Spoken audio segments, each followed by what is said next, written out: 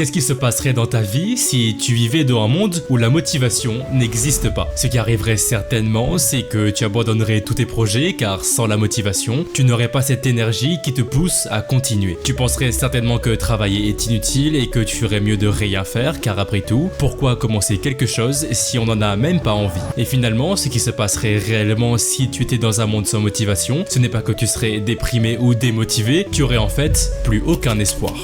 Car pour beaucoup de gens aujourd'hui, la motivation, c'est cette force qui les pousse à se dépasser, à trouver des solutions et à se battre pour un objectif ou un idéal. Sans la motivation, personne n'est capable de faire quelque chose. Et ça, c'est problématique, parce que la motivation n'est pas constante et qu'il nous arrive à tous de parfois être démotivés. Et au final, et ça va te paraître plutôt fou, mais le monde que je te décris depuis tout à l'heure, en fait c'est le nôtre. La motivation, telle que tu l'imagines, n'existe pas. Tu penses certainement qu'être motivé, c'est cette envie soudaine de faire quelque chose et cette volonté de travailler dans ce projet qui te tient à cœur. Mais pourtant, c'est en fait très différent, même si ce que je viens de te décrire résume parfaitement la motivation. Je m'explique. En gros, la motivation, c'est effectivement cette envie et cette volonté de faire quelque chose, mais là où quasiment tout le monde se trompe, c'est que ça n'arrive pas par hasard. En fait, rien n'arrive par hasard. Dans la vie, tu as forcément des actions qui entraînent des conséquences et qui entraînent elles-mêmes d'autres actions. Bref, c'est un cercle infini. Et si aujourd'hui tu ne comprends pas pourquoi tu es parfois soudainement motivé et puis plus du tout, c'est parce que tu ne sais pas quelles sont les actions qui font en sorte que tu aies de la motivation. Et pour trouver ce qui nous permet d'être motivé, il faut prendre conscience de ce que veut réellement l'être humain. Ce que j'entends par là, c'est qu'il y a forcément une raison qui fait que tu as envie de progresser dans un objectif. Tu ne peux pas avoir soudainement la volonté de travailler dans un projet, surtout que ça va te demander des efforts et de la persévérance. Si tu es motivé à réussir quelque part, c'est que la récompense pour ce travail est assez élevée pour que tu te mettes à bosser. En gros, ton cerveau a une bonne raison de le faire, sinon il le ferait pas. Et la première raison qui pousse ton cerveau à travailler, c'est l'envie de ressembler à un idéal. Tu sais, tu as déjà ressenti cet élan de motivation après avoir regardé la vidéo d'un gars qui te pousse à travailler et à persévérer dans tes objectifs. C'est ce que moi j'appelle la motivation extérieure. Tu fais appel à une source de motivation qui ne vient pas de toi, mais qui a un impact sur ta volonté et ton envie. Et franchement, c'est le type de motivation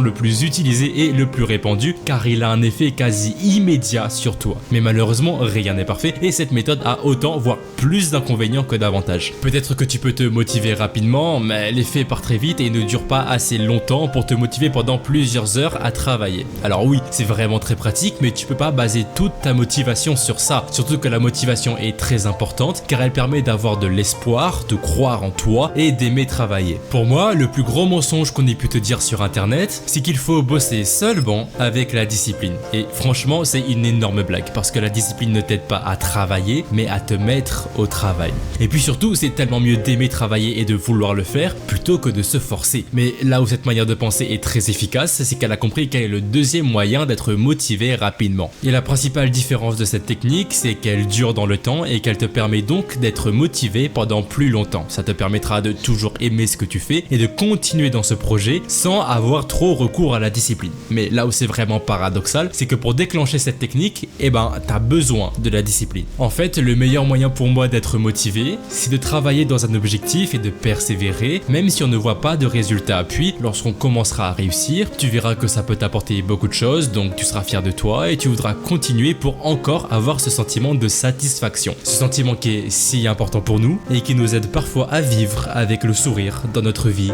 de tous les jours.